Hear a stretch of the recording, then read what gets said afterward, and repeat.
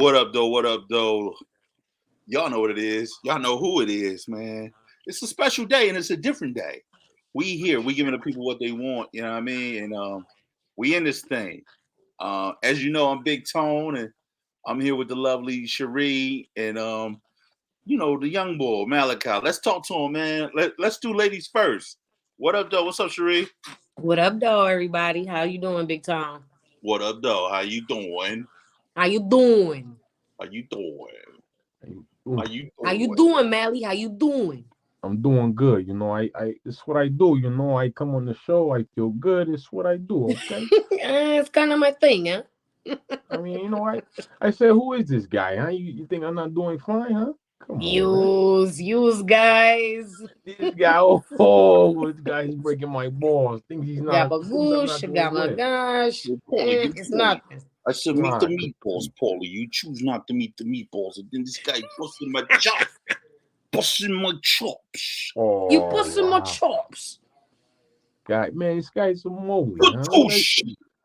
Gabagoosh and gabagosh. You It's know, nothing. It's what do nothing. I say? Happy holidays, if you will. If It's nothing, huh? if you do a little dibble and dabbles in your greeneries there, then happy holidays to you. Happy Happy. holidays. It's 420. Yeah, I did not at all indulge in anything of that matter. Really? Yeah, Shout out to you, young boy.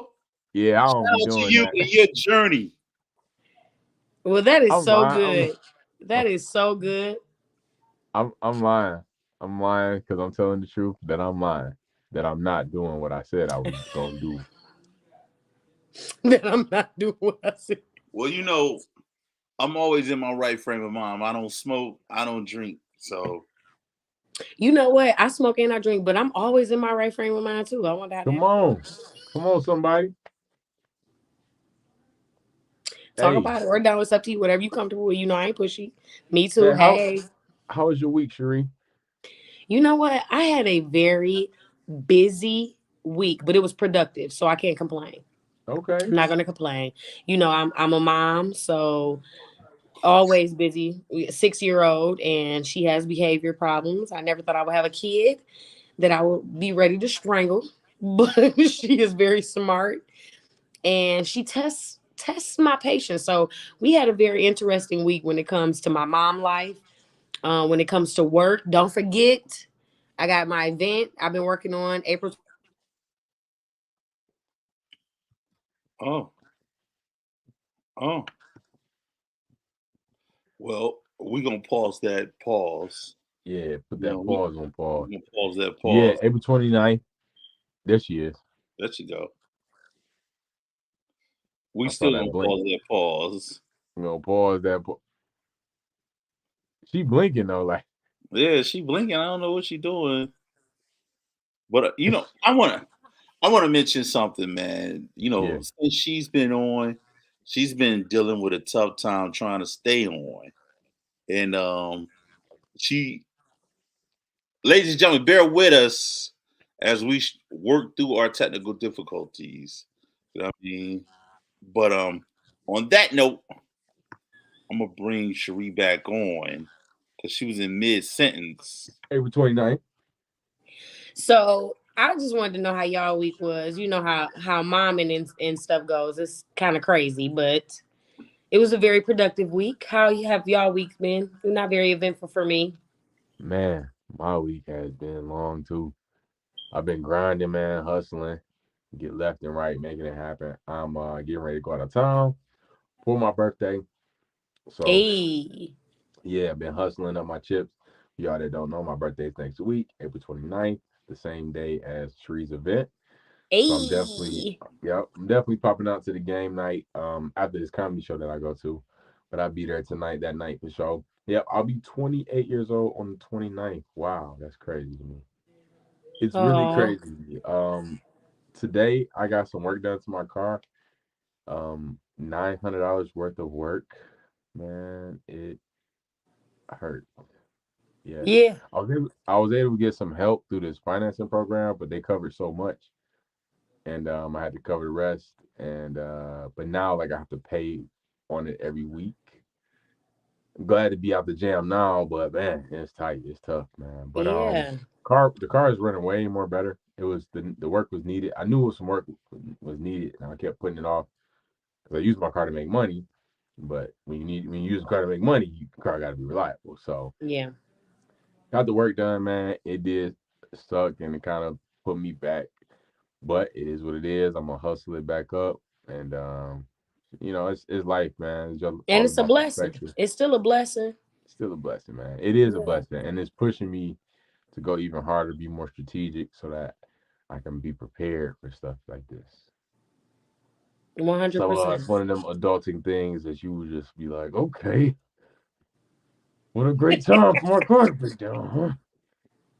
Oh no, I'm Well, enjoying I life. do. I forgot. I did do something exciting this week, y'all. I went to the Charles H. Wright Museum of African American History. Okay, and if y'all don't know, we have one of the largest African American history museums here in Detroit. Isn't that amazing? What? Yeah, we One have the of the second largest. I largest? think the Smithsonian is the first largest, and that's just because obviously they got them dollars backing them up. But yeah, we have the second largest. We did have the largest until they ended up stepping their game up. But I thought that was pretty impressive. That is actually great history, man. Shout out to Detroit, man. Detroit has a lot of hidden gems that's just right under our nose, man. Man, Like yeah, worldwide, United States wide renowned gems. You feel me? yeah. Like They that's just don't give right us as here. much credit. They be Yeah. sleeping on Detroit, man. Detroiters sleep on Detroit, man. Be like, Hmm. man, this is the Charles H. Wright. Nigga, you don't know this is prestige history right here. Like, It really is, though. Yeah, yeah. I had the pleasure of going for Antoine's birthday last year. So his birthday's in March. So a year ago we went. Phenomenal experience, man. I went when I was in school, but going as an adult, whole different vibe. it Because is. you got a better understanding of life and you know the struggle more and stuff. And did you go on the ship? I did. I did the whole tour. It was amazing. Y'all have to listen. If y'all have not gone, you have to visit the Dr. Charles H. Wright Museum of African American History. When I tell you, like, I obviously, I pride myself on being very knowledgeable when it comes to slavery and, our ancestors' experiences and stuff back then. But when I tell you, it never hurts to hear someone else's perspective or their wording and the way that they kind of put things together, because it can be a point where it resonates with you, and it'll give you like that aha moment. When I tell you, I felt so overwhelmed with gratitude, and I just was like thanking my ancestors, because none of us would be here. Absolutely none of us. You would not be here, Malachi. You would not be here, Tone. I would not be here if our ancestors did not fight and endure everything that they went through for us to be here and to fight for our quality of life and the things that we're fighting for now. I'm Absolutely. glad you said that because growing up, I always had a different perspective about the '60s fight. You know what I'm saying? I always thought they was weak. You know what I mean? But it took me to really look at things from a different perspective. Like they don't have the freedoms that we have now. You know what I'm saying? They were completely outnumbered with injustice. You know what I mean? Right. You know what I Right. mean? So the things that we're capable of doing now, we not even we they fought for those abilities for us to be able to be free and do Real some of talk. the things. And you know me, Malachi. I'm gonna give you one thing that you don't know about me, Cherie. I'm not a fan of voting. You know what I mean? Mm, Because I don't look at voting as being a generational thing any longer. Like we're in a system that's failing us and continuously falling down, and we steady going along with it. You know what I mean? And it's like we have to be able to be in a position to be like, no, if you value who we are, you're gonna respect that. You just don't come here and eat grandma's sweet potato pie and come to the church, win our vote, and you don't do nothing to fuck for us. You know what I'm saying? So I can those see that perspective. However, I also look at it as every time a Black person goes to the polls and puts their opinion on paper, even if they don't really give a shit about what we think or care about, that is our way of protesting. That is our way of saying that we are tired of the system that we have here put in I place. wish I would have got that last part. And I'm sure that last part is deep, but what I'm gonna say too is to push Such. back on that last part because I know she's gonna bring it. There you go. Come on. There you go. Here we go. So I look at it, I don't know how much y'all caught, but I look at it as a way of protest. Every time a Black person goes to the polls, it is doing our ancestors justice because they did fight for that right. Even if they're not listening to our voice, we are doing our part based off of the society, unfortunately, the system that we have here put in place. Now, until we, are banding together and really learn the politics in the system ourselves and try to implement those changes and put ourselves in positions in Congress, in the Senate, in these different positions where we're actually able to make change, then I don't see that it happening. But I will continue to vote because our ancestors fought for our voice, and I'm going to continue to appreciate that and to make sure that I do my part. But see, that's the sole issue I have. We keep fighting to assimilate in a program that don't want us to be equal. You know what I Oh mean? no, we can segregate for all I care. I just want to be The looked whole at as a human being. Yeah, but there's no reason for me to even be a part of you if you don't even value me as a human being. Separate can be equal. I can have my own government and not even be associated with you. But because of the way we are, like we're foundational Black Americans, meaning that we created this America. So if anything, there should be. I don't believe in the generational part. We keep going and press a button because of their sacrifice. We Well, let got me ask different. y'all a We got. question. Hold on, wait a minute. We got different sacrifices. Their generation had a whole different sacrifice in which we are not struggling with today. So we can't Mm, continue to do something based upon What what they were doing. what sacrifice are we not struggling with today that they were back then? We have a lot more uh, uh, overt freedoms that they didn't have back then. You know what I'm saying? But we're still That's fighting for the same stuff. not necessarily. What are we not? What were we fighting for back then that we're not fighting? I mean, well, We that we're weren't fighting for fighting. We now. weren't. We weren't fighting to sit next to them in a restaurant. That's their struggle. So that's a whole different struggle today that we have compared to their struggle. But to me, it hasn't changed really because just because this white family is sitting in this, you know what I'm saying, next to me in this table, they can have thoughts that they don't want to sit next to me in the table still. To me, it's deeper than that.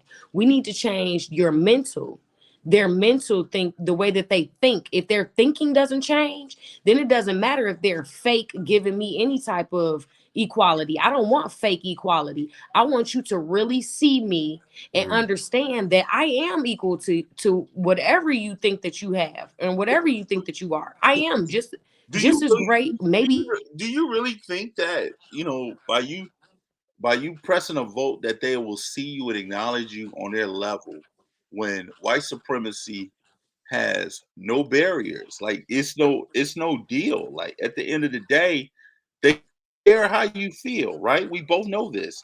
We could be sitting next to somebody who may or may not feel that way. You know what I mean? That may look different from us. What we dealing with today is a much more deeper task than being able to sit next to you, like you said. We can't show them or teach them how to not be racist. If that's something that's innate in you, that's what you are. No matter That's what not. I say to you, you will never change your perspective because you already have a misconceived notion about Black people, period. I don't agree with that. I think that people can change. I feel that is going to take time, just like it took time for them to convince themselves that they were better than us when we were already doctors, lawyers, textile people. We are fucking amazing, ingenious people. Do you hear me? We created a way for us to do everything. And when they gave us the scraps, we still made gold out of it. So what my whole thought process is that I don't need nobody to tell me what my worth is, but you will respect my worth and you're going to give me my value. You're going to give me what I know.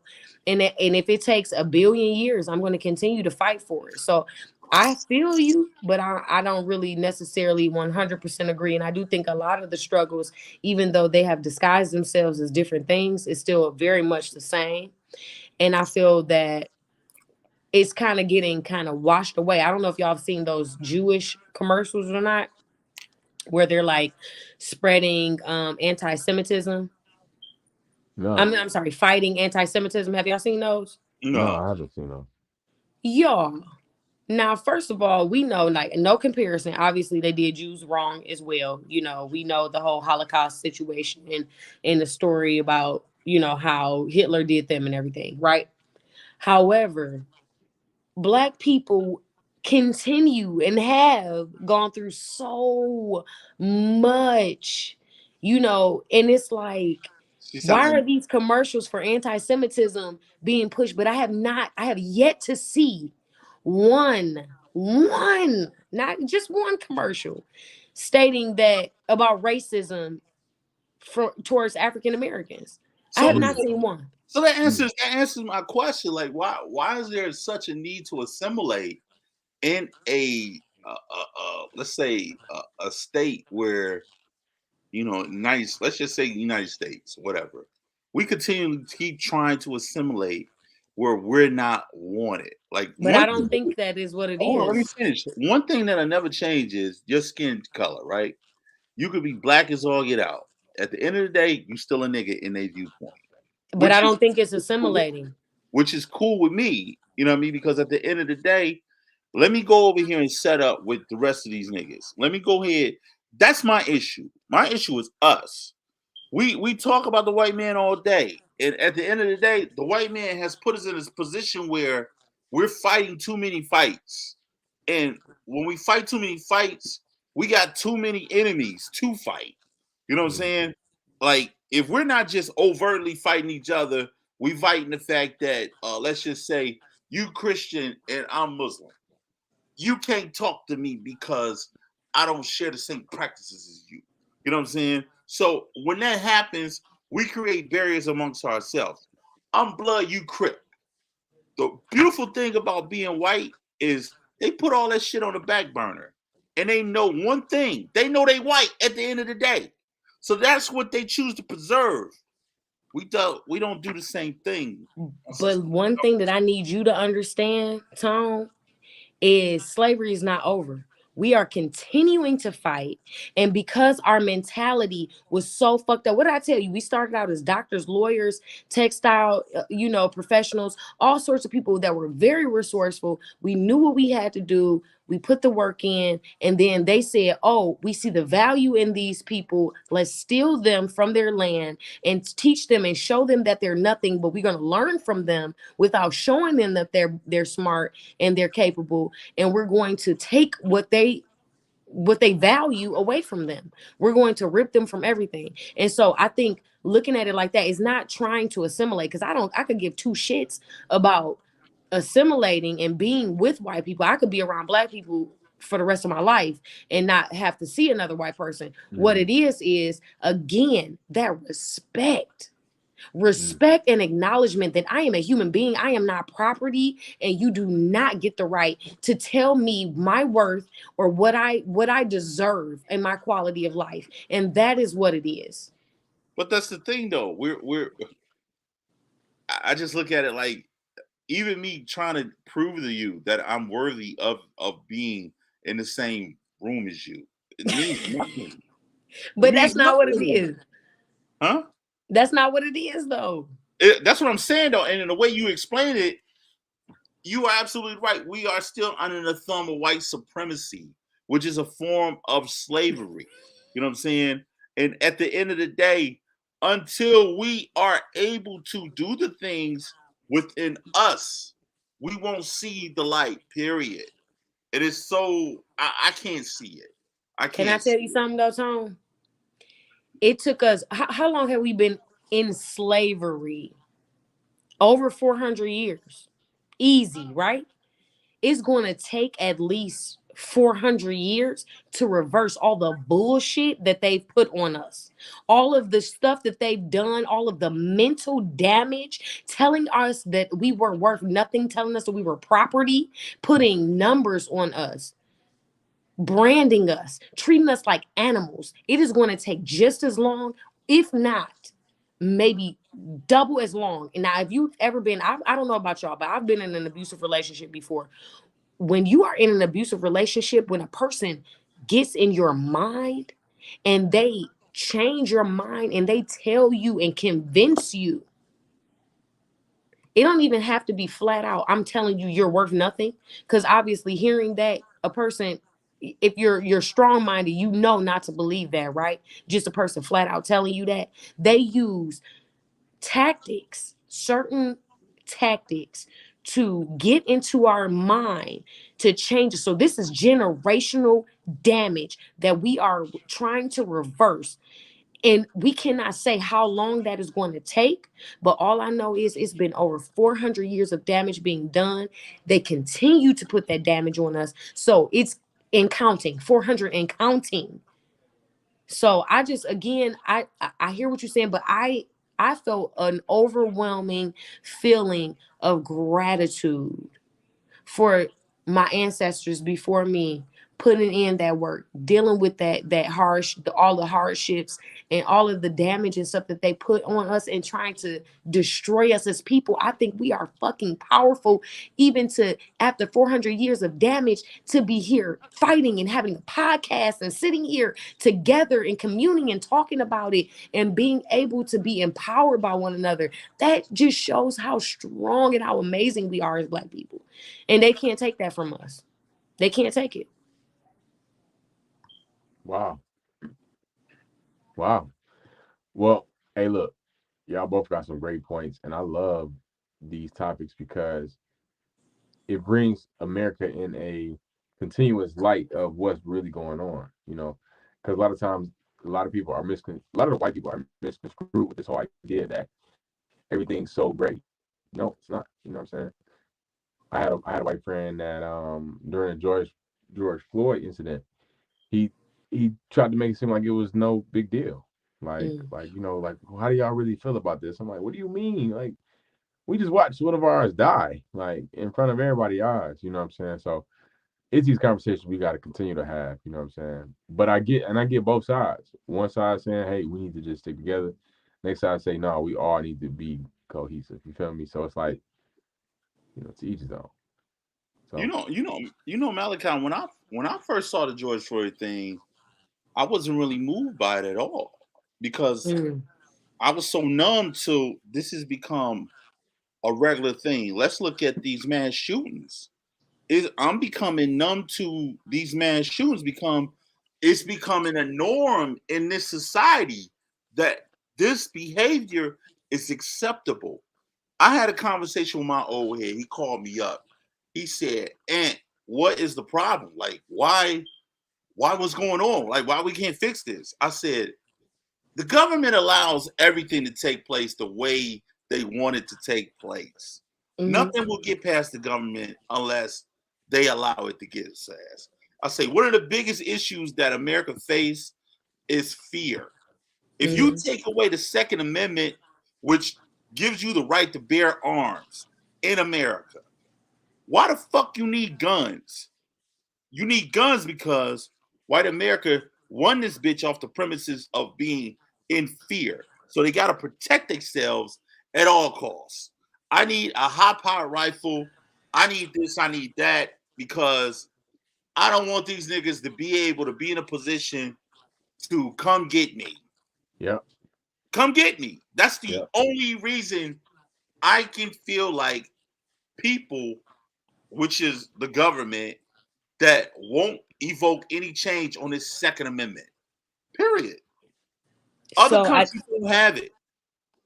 So I did miss a piece of what you said, Big Tom, because I had cut out a little bit, but I wanted to. You made an absolutely great point that I wanted to touch on, and the fact that you said that you're somewhat desensitized to the George, and that is not my brother, 100%.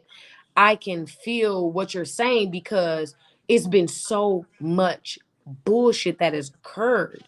But Yeah. when I tell you, I'm one of those people, like I do believe that I'm an empath. I know, like, I hate to hear people say that type of stuff all the time and stuff like that, but I really can put myself in a certain person's shoes and stuff, and I really, I value having that gift because I can genuinely see your viewpoint on things as well, because we've dealt with so much bullshit that it can become, you can become numb to it. But I think that that in itself is very sad, and I feel sad for our black people that feel But see, that's the thing. We still in a feeling state. It shouldn't Mm. be no point where we feeling. It shouldn't be a point where we are against each other. It should be a point where, okay, we have a military mindset. We need to be focused on if we getting free or die trying. We don't have that, and we all are not there. You know what I'm saying? We got two. everybody not fighters though. Everybody ain't fighters, but at the same time, there should be support to fight. And we talking today, man. We talking today about what's really going on. What's going on in this world? What's the deal? Like, this shit is crazy. Like, and we really just speaking from the motherfucking heart. Like, really, real talk. You know, and one of the things that really struck me with the subject matter today is you mentioned going to the museum. And Mhm. one of the things the museum, I don't know if they covered it or not, but one of the main things that I like to look at, I love to look at history. And this is a perfect depiction of history. 1804 of the hidden history of Haiti. You know, and I'm not sure if you're familiar with Tariq Nasheed, but Tariq Nasheed, he came out with this movie and he talked about the hidden history of Haitians in Haiti. And what they Mhm. did was they simultaneously got rid of their captors. They simultaneously first got rid of all the coons, all the niggas that was in the way. They took them out first, cut their throat, poisoned them. They did all that. Second, they started working on their captives. You know what I'm saying? We are not at that stage. Listen, that's beautiful. That's a beautiful story. However, it's not everybody's reality. And to take it a That's not a step further, story. That's but history. France, hold on though, because France owned Haiti for a very long time and controlled them and had them under some 360 deal, for lack of a better term. That's the best way I can describe it. Had them under some 360 deal saying that we get all of your resources, we get all of your money, everything that pretty much you own is France's. That's So due to that Haiti can be that's Haiti. due because of that rebellion they did. They fought and got the motherfuckers out of there, and then they But end they up just getting wiped recently out. did it. But that was a recent thing that happened. That's So not again, recent. it takes That's not time. recent. It That was though, because just up until maybe a few years ago, they were still under France's thumb. 100%. no, 100% were no, still under. that has always been the case ever since they've been under French thumb for a minute, man. It ain't been recent. They has always No, been I'm under. saying since they started That's why they fighting that's back. why they haven't been, that's why they haven't been able to get back completely up to being a major continent because they don't have resources and everyone keep using them for what they got. Yeah. Haiti's got, listen, Haiti, Africa, all of these so-called impoverished, countries are, they want to try to say we're third world countries and all that other type of stuff, but they're hella resources, and that's why you want to have control over them. So let's keep it real. Their riches, beyond what you can even fathom. You know what I'm saying? And again, take it a step further, Americans, we have a whole different mentality too than these outside countries, than these other countries, these continents and stuff. Because we feel like we live in the best and we can help them and we can save them and all that other type of stuff. But in reality, a lot of these places, they are living their so-called best life and they don't need no saving. If anything, we can learn something from a lot of these third world countries, like you said, Tom. And I do agree with that. Now we can learn some things from Haiti, but our people have been American assimilated, and so that's where that is going to take. It's going to take some time. It's going to take time.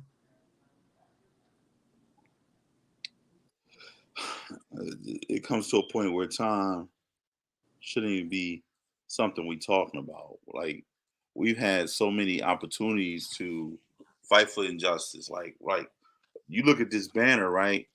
Look at this banner. What's the biggest thing we as a problem that I have? Malachi know the problem that I have. The problem I have is we do too much fucking talking. We do too much marching. You know what I'm saying? We shouldn't be marching. We shouldn't be talking. You kill one of mine, I kill two of yours. That's the way it's got to be. You know what I mean? Well, you sound like you on your Jim Brown. No, I'm talking about revolution because at the end of the day, I'm gonna be honest with you. If a motherfucker can kill us and the only thing that we do is march, they're gonna continue to do like they've been doing. I feel you, Jim. You know what I mean? And to be honest with you, we never come at nobody like that. We come at each other like that, but we don't cross the tracks and kill no white man.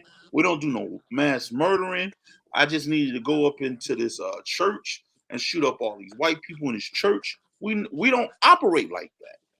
Two things: we operate out of fear, and we operate out of fucking the ability to get fucked up. You know what I mean? And we know what our repercussions are. When you come from a state where you don't fear no repercussions, like white America, you will fucking operate like this is your shit, and I'm gonna do what the fuck I want to do. Yeah. Yeah. So unless we match that same energy. But again, everybody ain't no fighter, Tone. I feel you. Let's get out here and let's throw them both.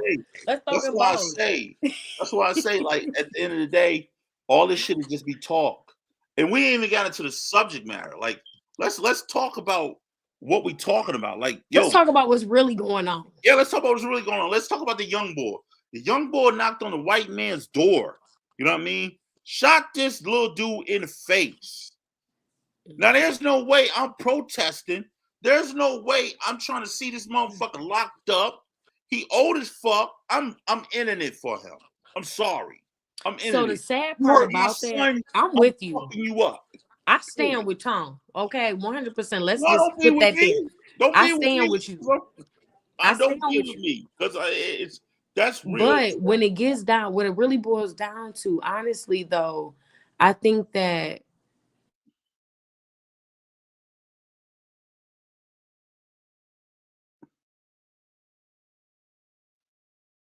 Yo, Mally. Yeah. There you go, Sheree. There she go. Just breathe through it. Okay, cool. I see your point, OG. Eye for an eye, ear for an ear. And it's hard for me as a person that doesn't believe in that to disagree with you, because what else can we do? You know what I'm saying? The biggest fact for me about this whole thing is that he was shooting to kill. Like he wasn't just trying to protect himself. He was like, no, let me murder this guy. You know what I'm saying? Like, this is finally my chance. It's like one of them, I dream. It's like almost like I wish a nigga would. Like he always wished the nigga would, and now this is my opportunity. Wait, y'all gonna kill me though. Y'all gonna hate me for this. I ain't gonna lie. I know y'all gonna hate me for this, but I got to play devil's advocate. There's no devil advocate in this. That nigga was old as hell, yo.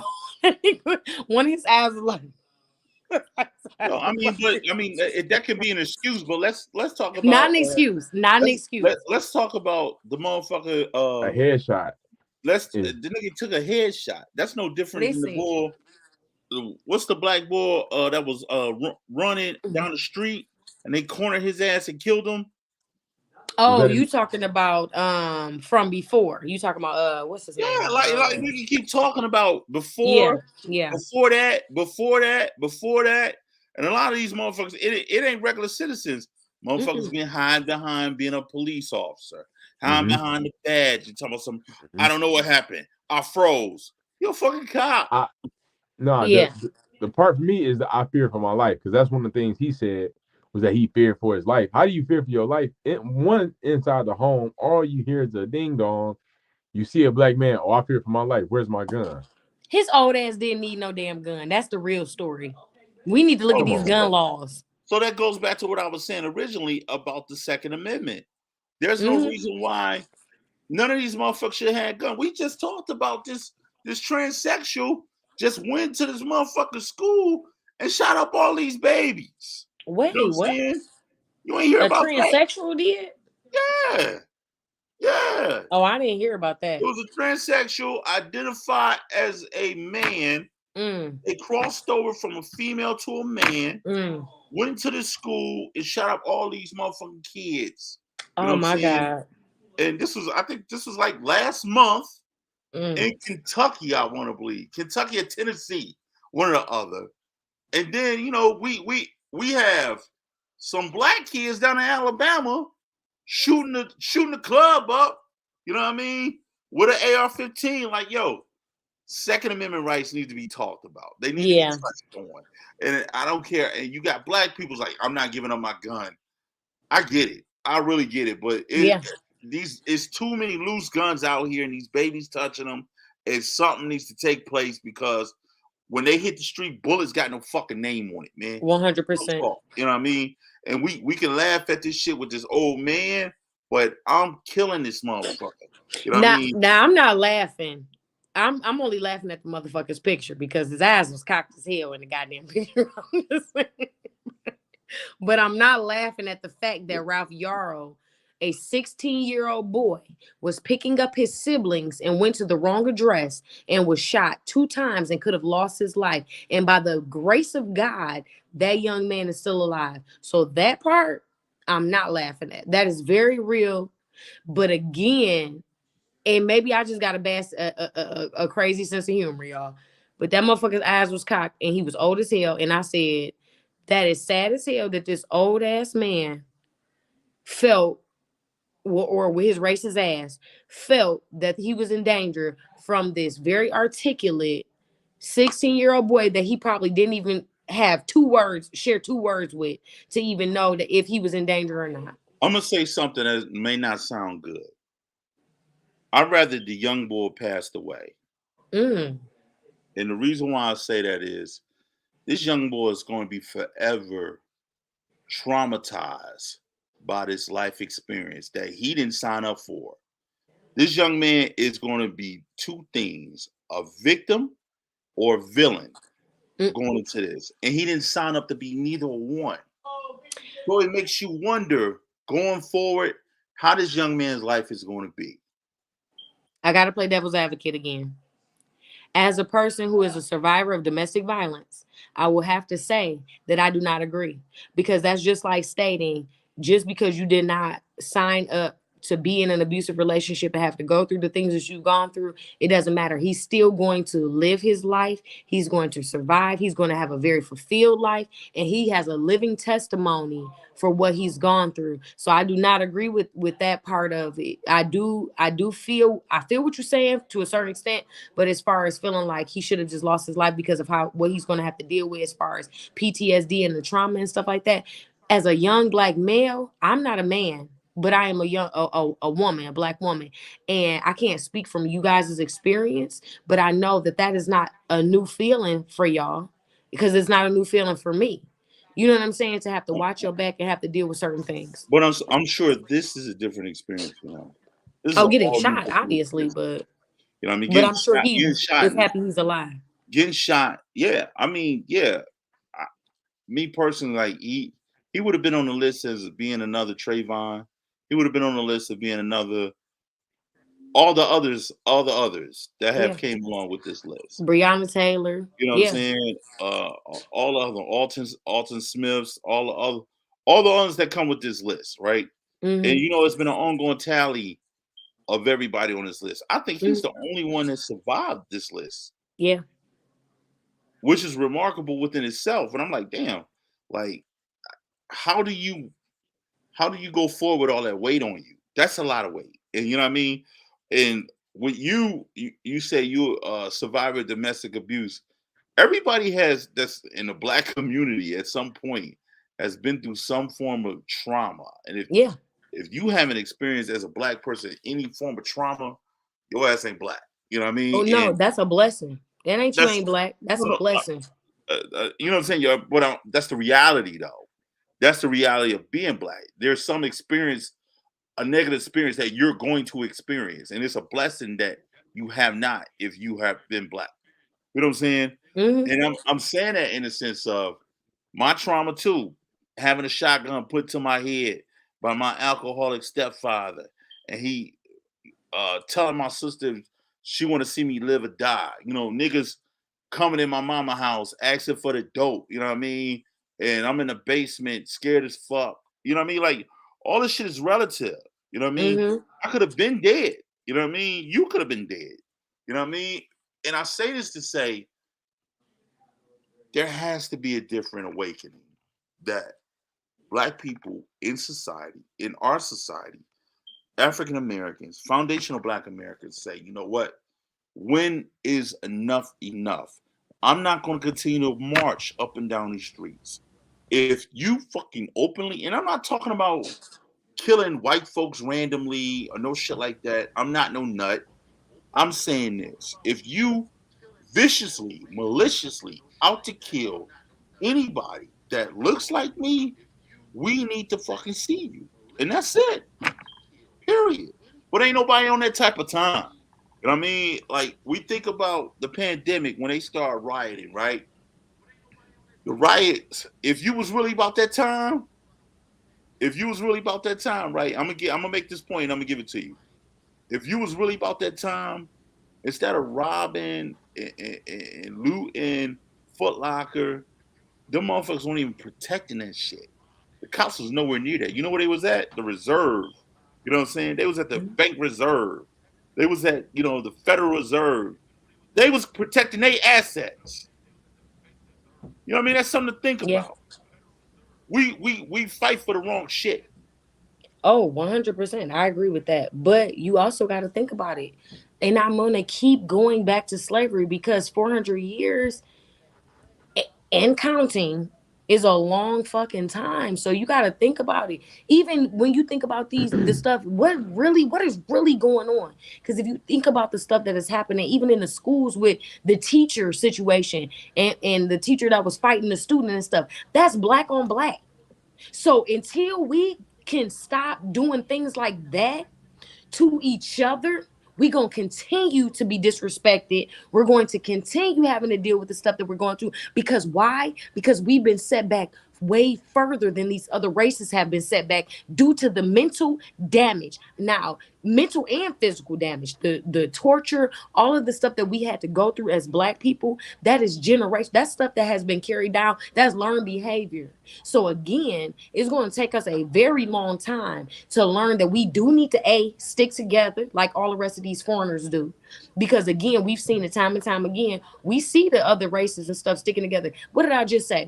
I just seen a commercial the other day, a couple commercials, anti-Semitism commercials. Don't talk about Jewish people. Don't Don't talk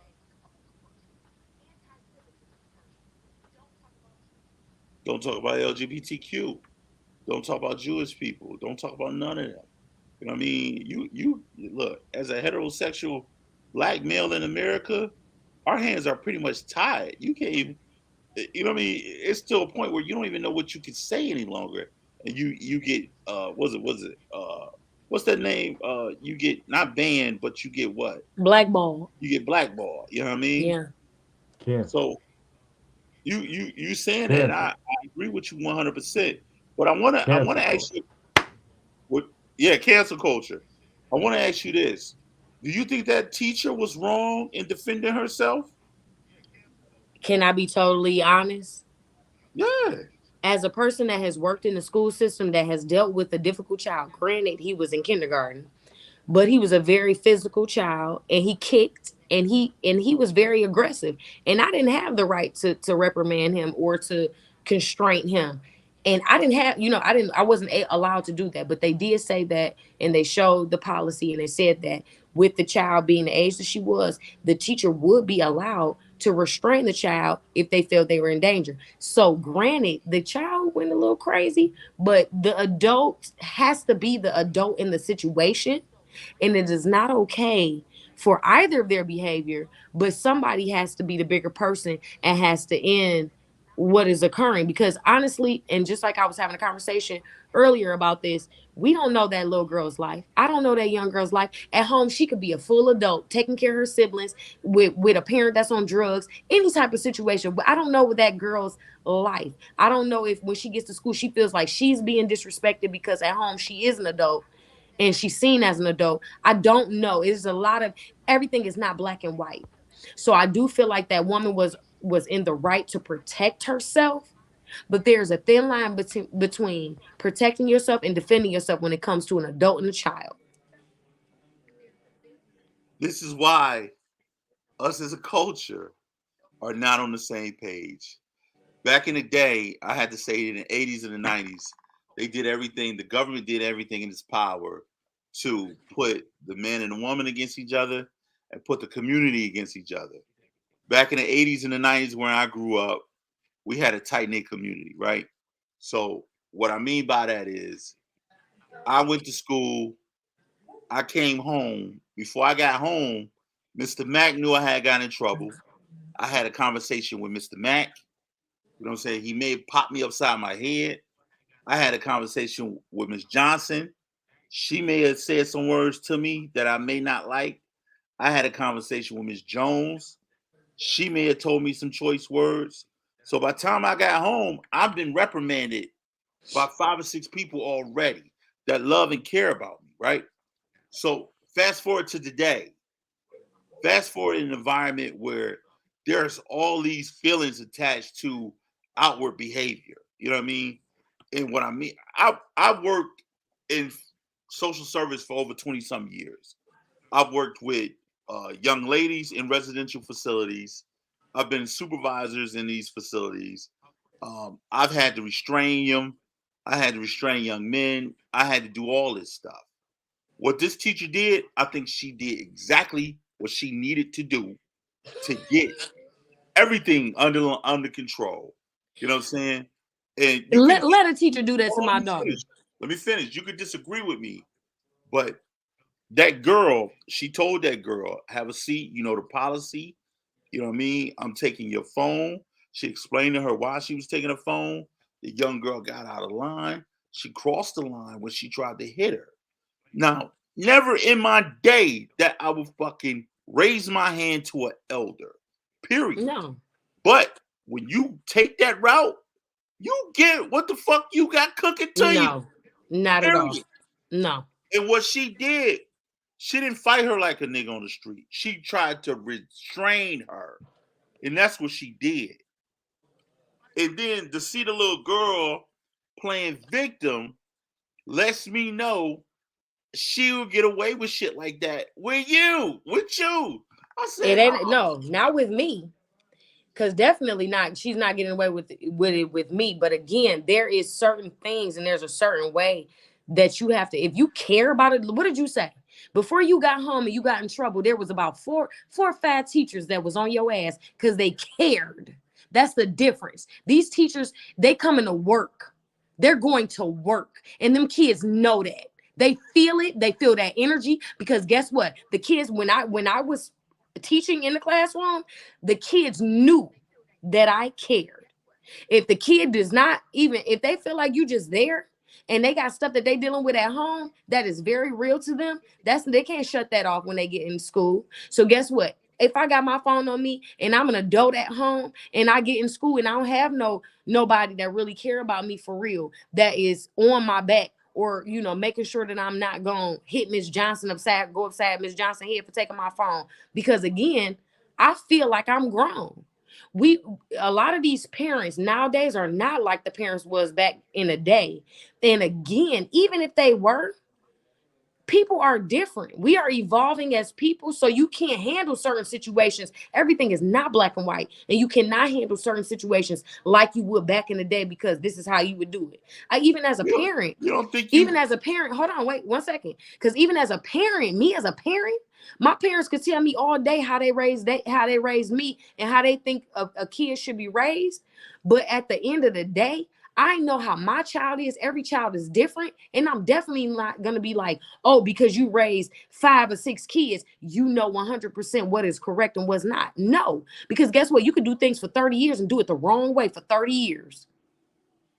You don't think you're making excuses for adolescent behavior that Not at all. be checked? Let's go back to the level of disrespect that this young man had. I forgot his name was it Jeru?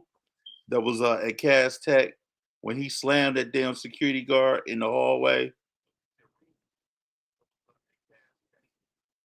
You don't remember that story? It was years ago. It was a couple years ago. Not a couple years ago, but it's years back. Changed his whole life. You know what I mean? Because he wasn't dealing with about 4 or 5 years ago. Yeah, it could have been 6. You know what I'm saying? But I bring that up to say that whatever the backstory is, right? Whatever her backstory is that you make for her, you know one thing. You know what I mean? Whether I just come to teach you, I don't have to care about you for you to learn. You know what I'm saying? That's I don't have to be completely invested in you 100% for you to get the message. And that's the problem that we have. We worry about who fucking care all the fucking time instead of getting the message. Guess what? We're adults, so we can say that as adults, but as a child, that does not resonate with a child. A child goes off of their emotions because, again, they are children. They don't have that logic that we have as adults and those experiences that we've dealt with and those different type of personalities that we've, encountered, and being able to, again, pull ourselves out of that emotional state and being able to think about it and really reevaluate certain situations and say, hey, maybe I shouldn't have handled this situation like that. Kids don't have that in them.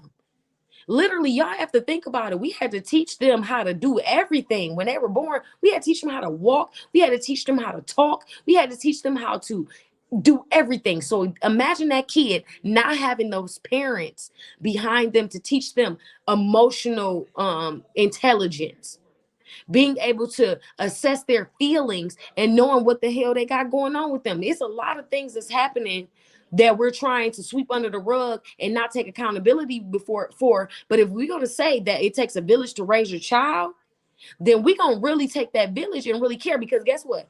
I'd be damned if somebody that is just a teacher in my kid's school put their hands or on my child or speak to them in a way that's going to down my child or, not give her any type of encouragement or whatever the case is. If that love and that care is not there, you don't need to speak to my child in that way, because that's fake.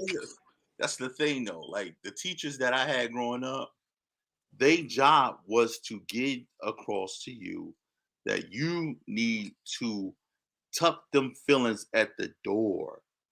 You know what I'm saying? This is a different generation. You're right. This generation wears their emotions on their sleeve, on their forehead, and all that stuff. But at the same time, you have emotional support people in the school. And not saying that this girl, what I'm not going to do is create a backstory. It sounds like you creating a backstory. No, what I'm saying is we don't know her story. We don't know it. What I'm telling you is what you're doing, it sounds like you're creating a backstory for her. I'm saying whether don't I shut don't it down. know her story or not, I'm not going to create one for her. I think she was dead ass wrong for even hitting that woman. Listen, I'm not creating her backstory. What I'm explaining is just like I just seen a video the other day with a young boy who was stealing from the store. It looks like a grocery store or something. And my whole thing, I'm just about compassion. I am about understanding. I'm about being empathetic for a person's situation, and especially a child, because they don't have the logical capacity to assess and understand certain situations and how you can maybe handle them better. Because why? They probably have not been taught that by the people that put them on this planet. And that is not fair to try to put that on a child who is a child. So again, I'm not saying I'm not saying that I'm giving her a backstory, giving her excuse, because it's not okay at all for nobody to put their hands on anybody. But what I'm saying is simply stating things are not always black and white. That's it. That's all I'm saying. What I'm saying to you is, you don't think she learned a valuable lesson at this point after she got that ass whooped? No. Did you see the quote that she made afterwards? Yeah, I know. I saw it. She did not learn nothing. Let me tell you something. If anything, she felt like her street cred went up and she said, I fought my teacher. If anything. These kids are a whole nother monster. If you're not coming at them with full compassion and really trying to understand them, they not hearing you out. They don't give a shit. They don't care. I've heard you got kids. I would never have cussed in front of an adult when I was young. Strangers, full strangers. I wouldn't even have known them at all. They don't know my parents worth nothing, but I would have felt wrong in my heart of all hearts cussing in front of them. These kids don't care these days. So we got to attack them with different methods. We can't go the same route. We would be foolish to think we go the same route. That's part of what the government has allowed to transpire. They have taken away the ability to fucking have cohesiveness with your kid. Like your kid go to school and say, I got my ass whooped at home because I didn't wash the dishes. They have the ability to call CPS and get your ass investigated. Like the government is that fucking powerful, man. But and then they try to say your kid is a victim when your kid can do some shit like this. You know what I mean? And think about that, man. Like we wouldn't even know what we think about this though. What I do not agree with is this. I do not agree with this one story where it was kids in the classroom and the teacher closed the door, told everybody put their phone down and fucking let them fight it out in the middle of the classroom. I do not condone that, and I do not stand behind that.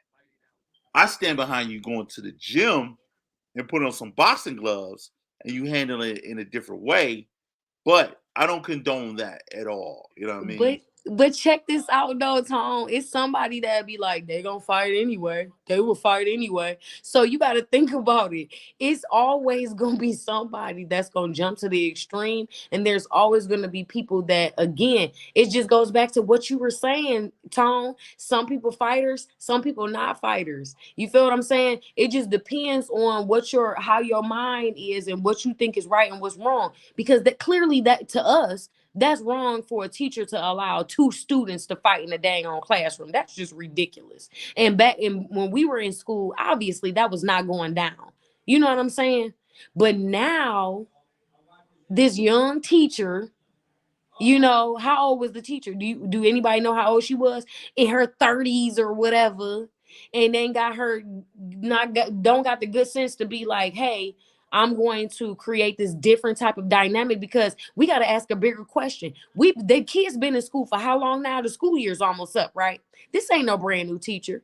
This girl knew that teacher, and she knew this is not the first time they've had a run-in or exchange words or something like that. Let's just keep it clear. I don't believe this is the first time they've had an exchange. I don't believe that. Creating a narrative, though. Again, you sound like you create a narrative. I can sound like that, but the bottom line is that there's always some history. So I hear what you're saying, but there's more questions that need to be asked, which is why I am so-called, what you're saying, creating a narrative, because I'm opening those lines of questioning that have not occurred. What was the dynamic between that teacher and that student? Why did that student feel so comfortable to put her hands on her and so late in the year? Where's the respect? What has been occurring in that classroom up until now in the school year to where that little girl felt like it was okay for her to lay hands on that grown woman? What if she been holding the girl accountable? Holding her accountable for what? What if she's been holding the girl accountable, right? Like we talking about a dynamic that we haven't explored. What if she been holding the girl accountable? The girl been coming to class every day, talking on her phone, texting on her phone. Her grades been dying. Her grades, it went from A pluses to F plus. Mm-hmm. And she told her, hey, look, you come here every day. I've gave you warning. I gave you forewarning. I told you what policy is. You know what I'm saying? You refuse to follow policy. I've talked to your mom. I reached out to your Mm-hmm. dad. I've talked to your grandma. I called your auntie Marlene. I reached out to your uncle Ray Ray. You know what I'm saying? Your uncle Ray Ray, actually, he used to be in my class with me. So I used to date your uncle Ray Ray. So I know the history with your family. I want you to succeed. I don't want you to be like your auntie Stephanie with 7 kids and they all on welfare. Guess So what? If it was that type of dynamic tone, she no, let wouldn't me put her finish hands on that teacher. because I'm going somewhere. Let me finish. If it was that type of dynamic, she wouldn't have put her hands on that teacher. No, let me That's the tell you this. difference. Let me tell you this. You know what I'm saying? Every day she come make the girl accountable. The girl going, I don't give a fuck about that. I don't give a fuck about you. I told you, bitch, give me my motherfucking phone. That was the conversation that I saw. That's where I picked up at. And she said, no, What you know month what are we in? is. What month are we in, Tom? It don't matter if we in the first month or the Are last we month. not in April? Yeah, well, shout out to motherfucking April, baby. Shout out to my nigga, his birthday coming up. And shout out to me. I just celebrated birthday. Yeah, we in the month of April. You know what I mean? We in the year of the ram. You know what I mean? Look at her face, bro. Did you see her face got stuck doing this?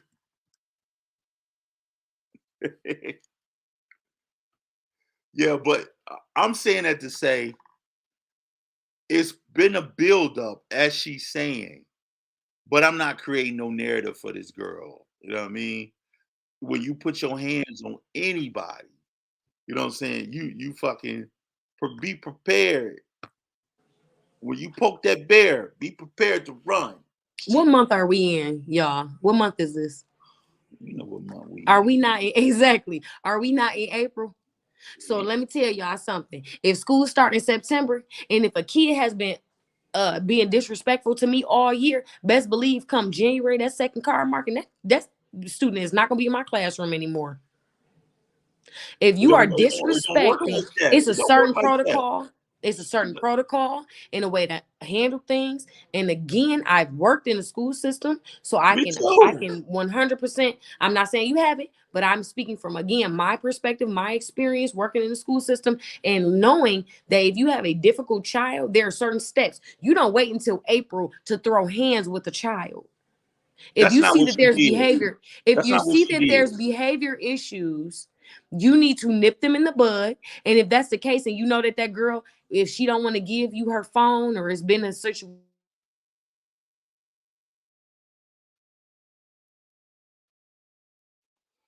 She didn't wait till April to nip it in the bud. Like I said, I'm only defending what I saw and what I see. And at the end of the day, you know what I mean? You're absolutely right. It's April. And you know, like I know, dealing in a capacity to where there is not enough staffing, there is not enough people to follow up and be like, okay, cool. Let me move this individual because most schools in the United States in the area that's predominantly black are short staffed. You know that as well as I know that. So they don't have nobody to run to. When they have these staff meetings, the principal tells them you need to figure it out. And if you can't figure it out, you need to figure out figuring it out because that's your class. So you in there by your fucking self trying to make it happen. And it looked like she was trying to make it happen then guess what? until that You little girl send that student to the from me. office every damn day if she giving you a problem every day. You send her to the office and make it their problem every day if that's the case, because you're trying your absolute best, because you're coming from a place of care. I'm sorry. I just don't. I can't. I can't condone it. I don't condone what the student did, but I can't condone that teacher. Definitely better choices could have been made on both parts. Definitely not from my standpoint. I feel like the teacher did everything she was supposed to do in the ramifications of what the rules were. And those rules said that if that girl get out of pocket and throw hands, she could subdue her and put her in Subdue, restraint. not do. She got her down in the restraint though. She was blocking that girl punches.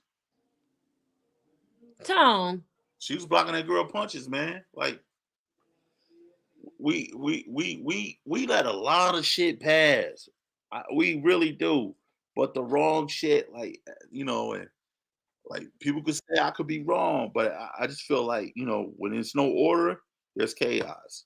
It looked like she was trying to establish some order in that motherfucker. You know what I mean? Perspective. It's perspective is a motherfucker. Okay, I Yeah, will say that yeah, because because my you gave the whole perspective. girl a backstory. Listen, you did as well. My perspective is not going to be the same as yours. It's not going to be the same as Malachi's because unless we were going to be sheep, which is why we're not doing the podcast to be sheep. We're doing it to give people different perspectives and Man, different ways of thinking about certain situations and things that we're dealing with. So I think this was a healthy conversation. There's people that's going to agree with you. There's people that's going to agree with me. There's people that's going to agree with Malachi. But the thing is, Malachi ain't said nothing. the bottom line is I feel like there's always, just like what we were talking about with everything that we're talking about, there's going to be fighters. There are going to be people that don't want to, that are non-confrontational, that just don't want to deal with it.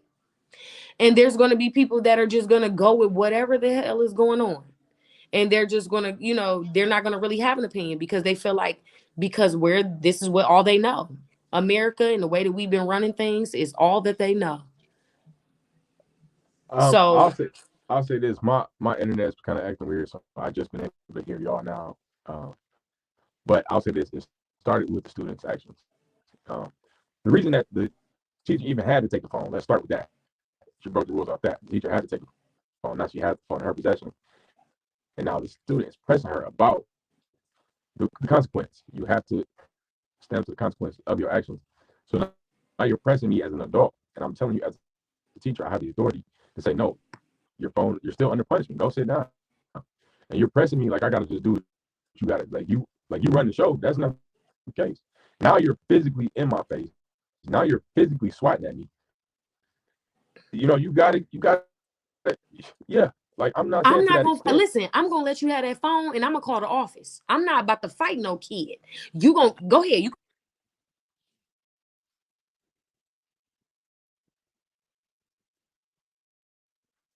Hello? What'd you say, Malachi? Yeah. She said she ain't fighting no kid. Go ahead. Yeah, I'm not fighting no kid.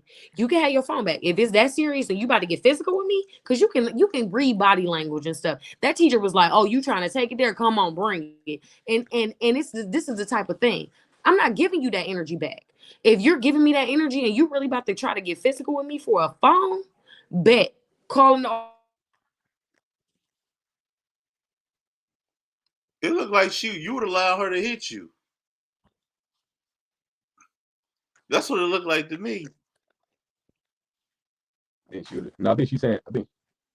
What you saying? You saying call First of all, security? I'm 5'3". Okay, I ain't fighting no grown ass high school kid. I'm not doing that. Because let's be real, a lot of these high school students are bigger than me.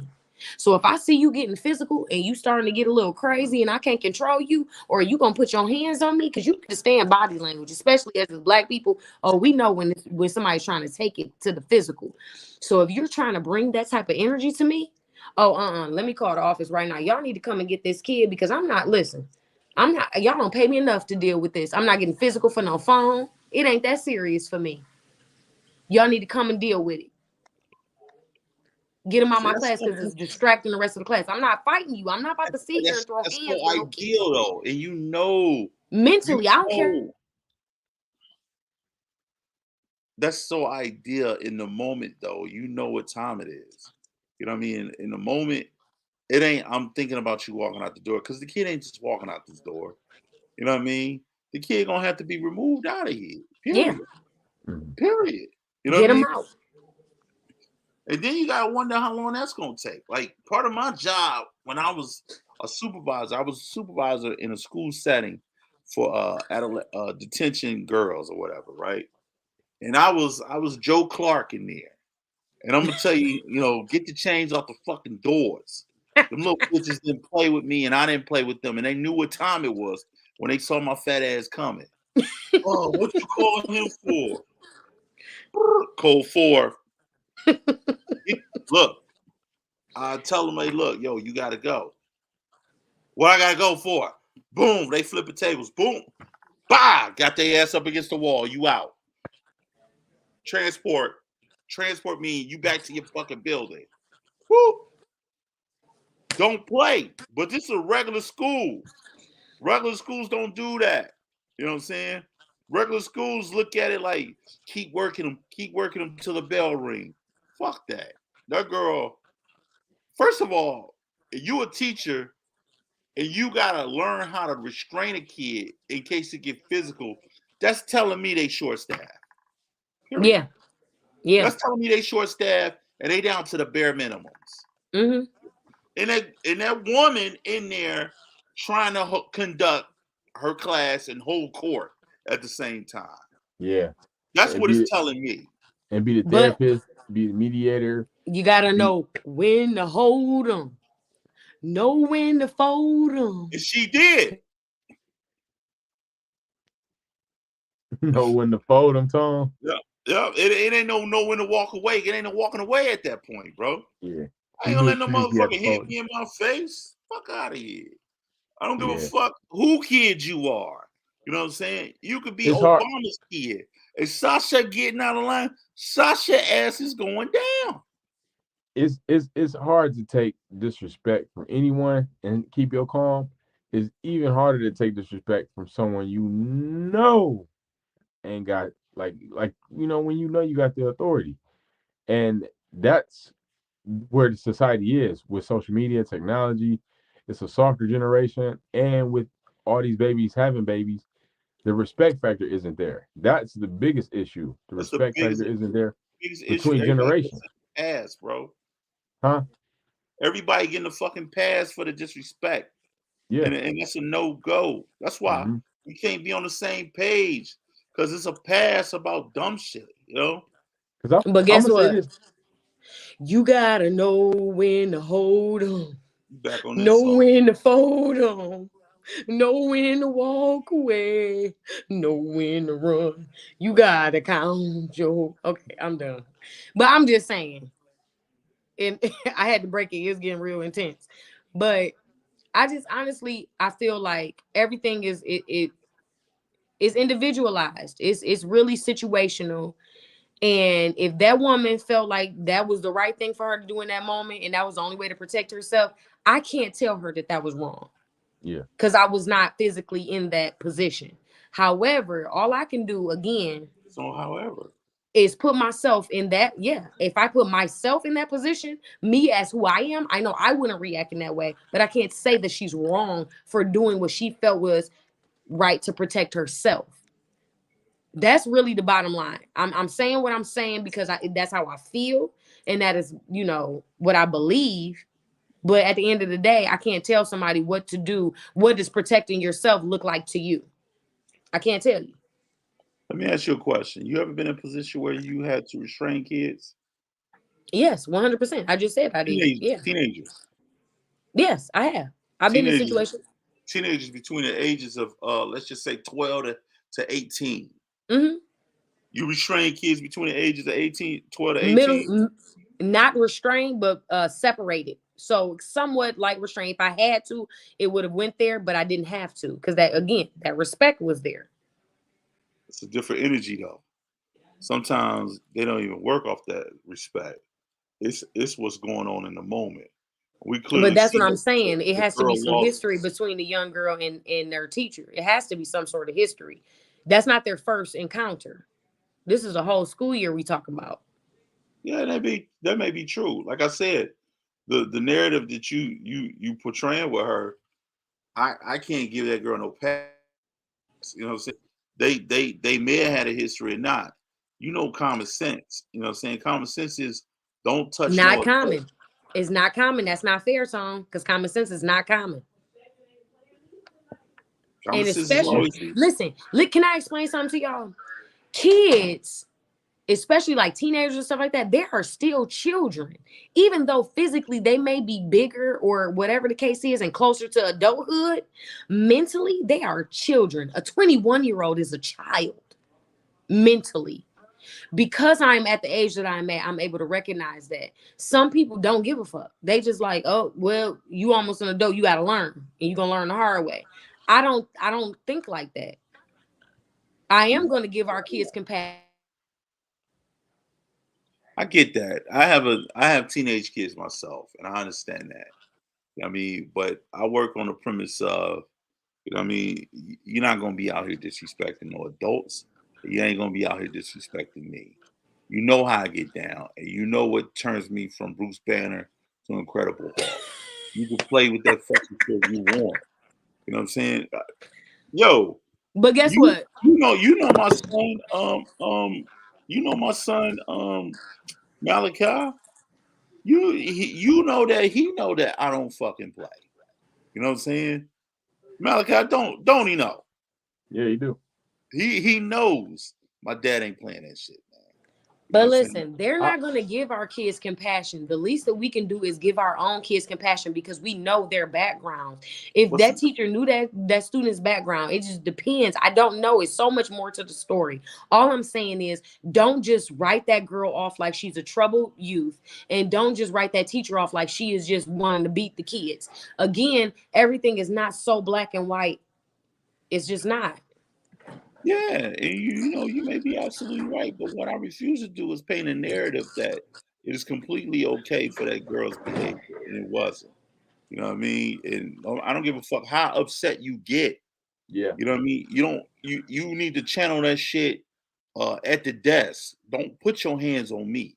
And I don't give a fuck if I'm the oldest. I'm the oldest in my house, and only thing that I got to do is pick up the bologna because my mama a crackhead. I don't give a fuck about none of that.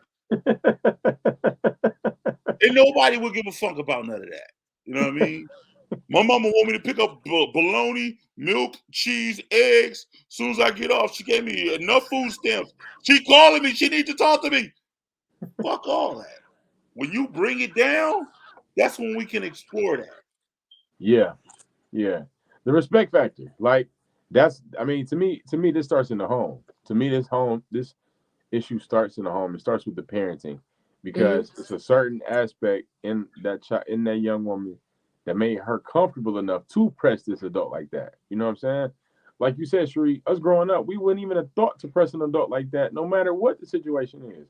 We may be joking. Like that's one of the things I would do when I was like in high school. I joke, I'll take a joke too far.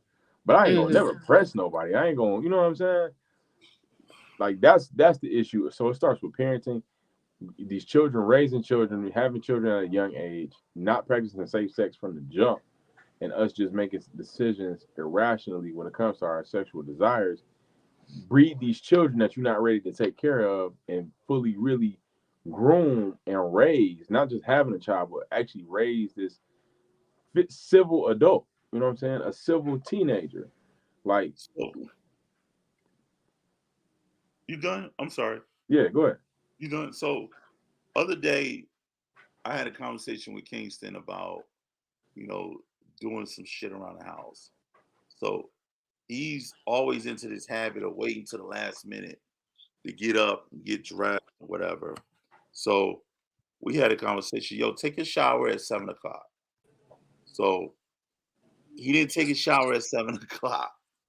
So I got on him about it. And I said to him, like, what's the deal, bro? Like, you heard what I said the previous night. So he don't say nothing. He go in his room and say something. So I call him back. I say, yo, you can have a conversation with me. Like, you don't gotta talk to yourself about it. And so then he like, well, I feel some type of way because, because I missed the time because of X, Y, and Z. And because I'm being transparent, I told him flat out, I don't give a fuck about that. That's why he didn't want to talk to you about it. See? No, listen to what I'm saying though. I don't give a fuck about that because I gave you ample time to do what I asked you to do. You're making excuses.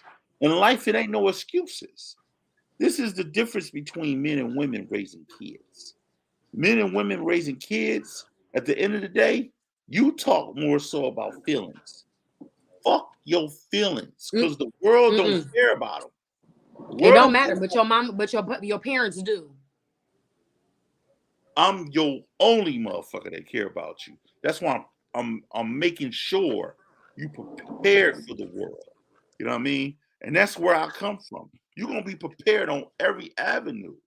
You know what I'm saying? I can't always be around you 24/7, 365.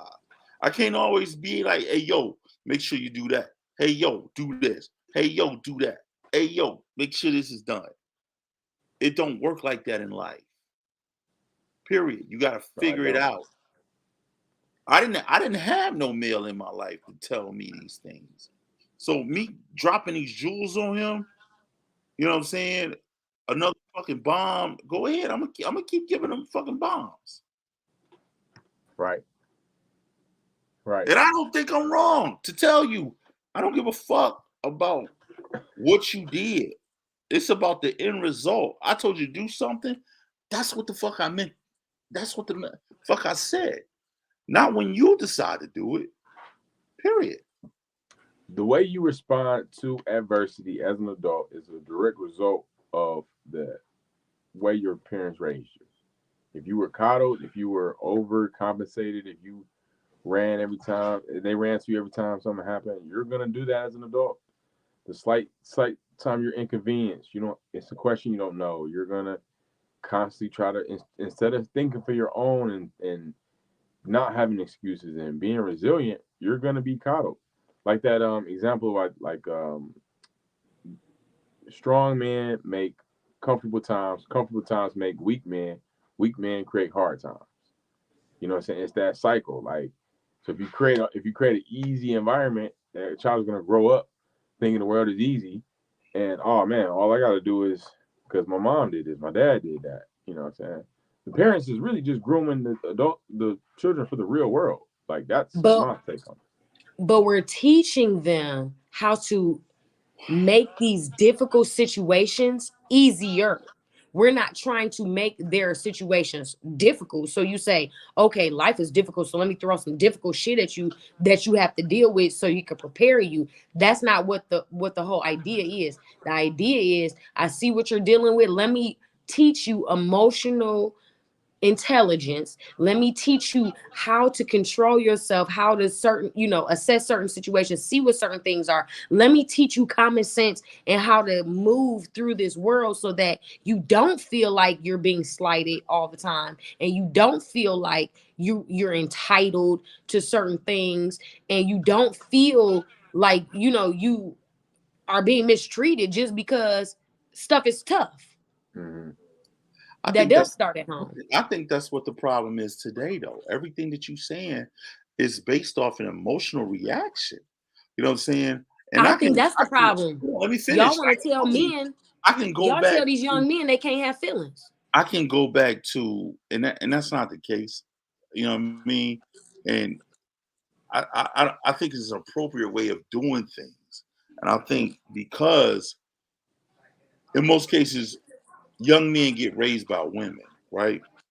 And they don't never stop being coddled by women. Like they'll be in a house with a woman till they fucking 35, 36 years old. But what they'll do is, and I'm speaking from the black experience, my black experience, they will have a daughter and they will teach every element of the game to their daughter and practically push their daughter out the house to be self-sufficient and independent. But they would keep that boy in the house just so she could protect him, just so she don't feel like he could be a threat to the world or he can't make it in society. When she don't prepare him to be a man from the world. You know what I'm Mm-hmm. saying? That's the issue. You know what I mean? When we start talking about us as a society where we went wrong where the men got taken out of the household. Mm. That's where we went wrong as a society. There needs to be a balance, and there's always should be a balance. There should be a You ain't balance. got to do nothing but just lay there. Oh well, okay. There should be a balance when it comes to men and females, black males and black females. You should be getting that balance of the motherly love, and you should get that balance of the father figure. They don't get that in society. Girls miss out on the tender side of being with a responsible male. You know what I mean? And men miss out on having a man in the house to check you when you're doing inappropriate shit. And we should be doing shit you don't got no business doing. You know what I mean? women, as much as I love my mom could not be dad and mom. And I love her to death. And I don't agree with, how some women be like, it's Mother's Day, you've been dad and mom. That role can never be fucking mistaken, because girls always need their dads and boys always need their moms. You know what I mean? That can never be replaced. That's the nucleus. That's the foundation. And you can't go away from that foundation. If you don't have it, what you have is a generation in which we are colliding in right now, where not just this generation, but the generation before had no fucking barriers, no boundaries, no guidance. All they had was single parent homes. And most of the time, they wasn't even getting fucking taught shit from the single parent, because that parent had to work. You know what I mean? So majority of the time, they learning from the streets or they learning from TV. Now the difference is this generation is learning from either the video games, because they're digital babies. You know what I'm saying? Or they learning from XXX Tession about fucking anxiety and depression.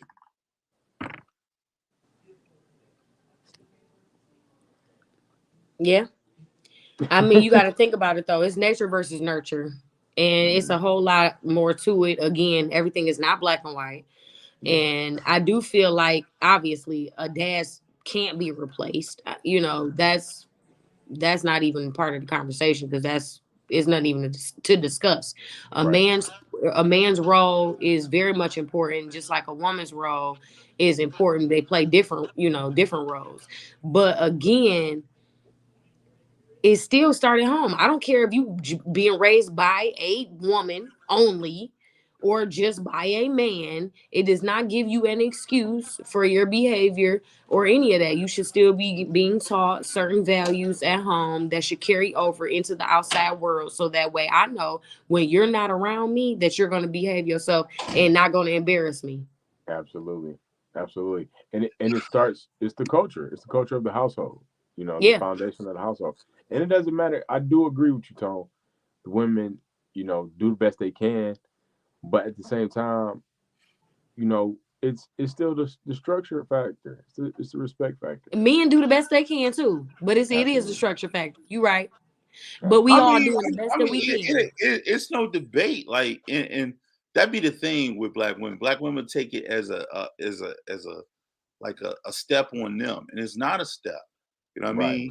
It's not a step at all. Like, yeah, like by you saying women they're doing the best that they can, but yeah, I'm gonna reverse it too. Men do the best they can, but you can do the same thing. The point is, I've seen many parents that were raised by just black women, right? And this dudes they just do not have any fear factor. have y'all and how many men have you seen raised by their fathers, or women just raised by their fathers, single fathers? I can't say I've seen the test of that, because it's normally the latter. It's in most cases a lot of men ain't around to do that. You know what I'm saying? I just see a lot of women taking that responsibility because that's what they've been shown. That's the outcome in which they've had. I'm sorry. So how many? I'm sorry, it cut out. I didn't catch that. So how many single fathers have you seen raise their kids? Like I said, I normally don't see that because because of what's normally presented is presented the latter. You know what I mean? I don't know a lot. I don't know a lot. Not the latter. Moms are stepping up because why? Because some of the fathers are not. So let's just keep it real. We're gonna do the best we can because that's the hand that we're dealt, and that's a whole nother conversation. But the point is, if we didn't step up, then the kid would be lost. Wouldn't have no father. Wouldn't have no mama. So again, it does start at home, but also that mother has to play the role of both parents if they have to. That's neither here nor there. I'm not saying a mother is a father. That's a whole nother thing. That's gender talk. You said I'm talking about something very valuable. I'm talking about specifically values. Have to play the role. You know what I'm saying? I'm talking about specifically values. That's what I'm talking about. Specifically values. What I'm saying to you is you are absolutely right. There's a portion where you have to play a role, but that role, it comes natural with you as a mother, not you playing the role as mom and dad. That doesn't work. Oh That no. hasn't been working.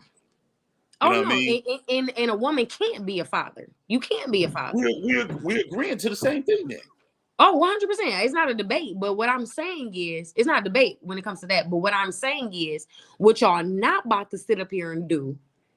Okay, I'm gonna tell y'all right now, as a black woman, as a black mother, what y'all not about to sit up here and do is say, oh, because that black woman raised that boy, that boy could have been raised better because his father was in the picture. Because guess what? No one's projecting that. I didn't project that energy. That's the way you're taking it. What I'm saying to you is there is no real outlook for what the government has done to us, which is separate the nucleus of our household. Like there's no way that that girl that we went back to, that girl would have been in a position if she had both parents in her life. We can already know You that can't say that for don't. sure, though.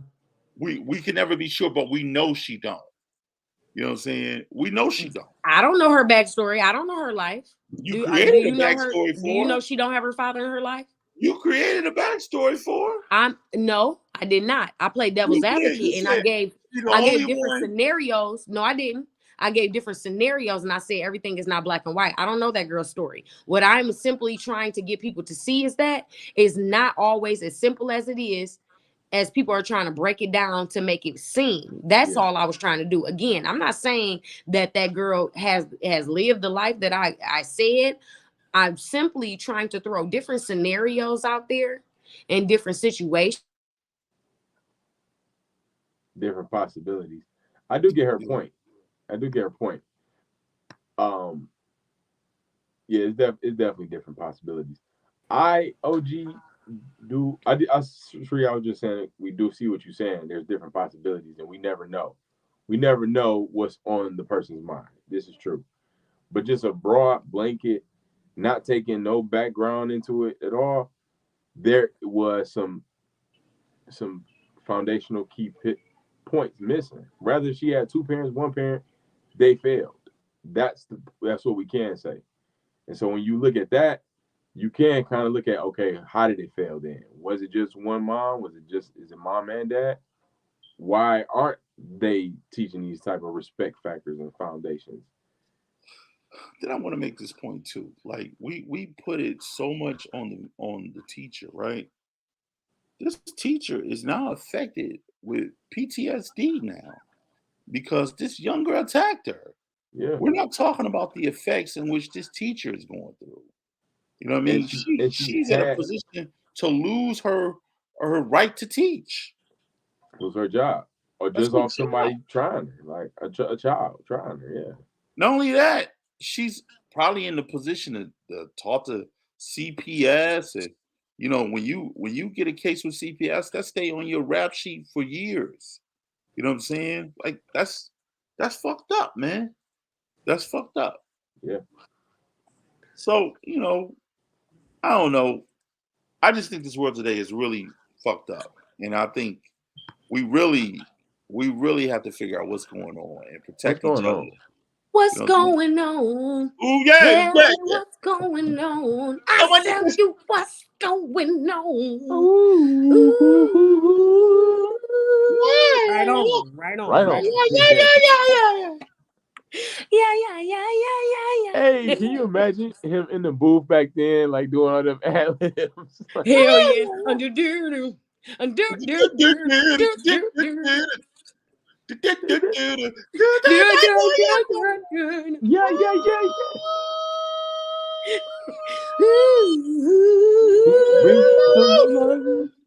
Right on. Right on, baby. Right on now. Right on. Take your time. Don't all right, punish me with we can talk about this for another hour, another 2 hours. We don't have all the answers. We're trying to figure them out as we go along, man. Life is what we try to balance it out to be. But you know, and I know at the end of the day, we got to figure it out. We got to come together. We got to do something. You know what I'm saying?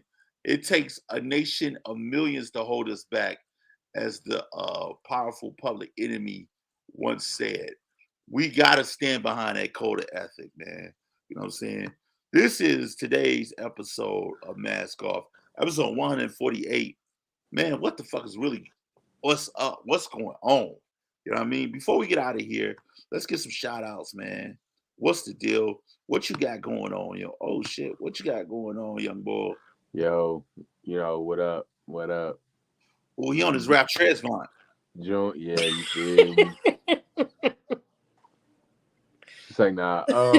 Birthday coming up, man. I'm gonna be at the St. Regis Hotel celebrating, man. Ugly Jason's comedy show on the 29th. Sheree Amore's game night on the 29th, man. We going up, man. All that. You done? Thought you was still putting your with the sexy big on. yawn. With the big yawn for the end. Yeah, I thought he's done. Put the sexy Yeah, on. I'm sliding out to Buffalo tomorrow. Buffalo, New York. Got a murder mystery show out there. That's what's yeah, up. man. On the grind, man. I'm jelly. What's up, Sheree? Oh, Sheree taking a TV timeout. TV timeout. Closed caption. Closed caption. So, you want to know what's going on with Big Tone? Yes, well, coming up in May, I say May the 6th, I'm getting back with the band with Dinner Detectives, and I'll be a seated performer with the Mystery Dinner Theater troupe, and I'll be doing it what it do, man. I'm back out here, giving the people what they want all day, all night. Holla at you, bro. What's going on with you? So, like Malachi said, April 29th is the young boy's birthday. How you doing? And my ultimate game night, come out, have some fun, build community, network with some like-minded people. Let's just have a good time, y'all. Let's do it. Bring that good energy. Make sure you put that information in the chat. Make sure you put it in the description below. Check it out in the description below. What's going on, these dates that we got. Well, I mean, this isn't Friday, but this is Thursday.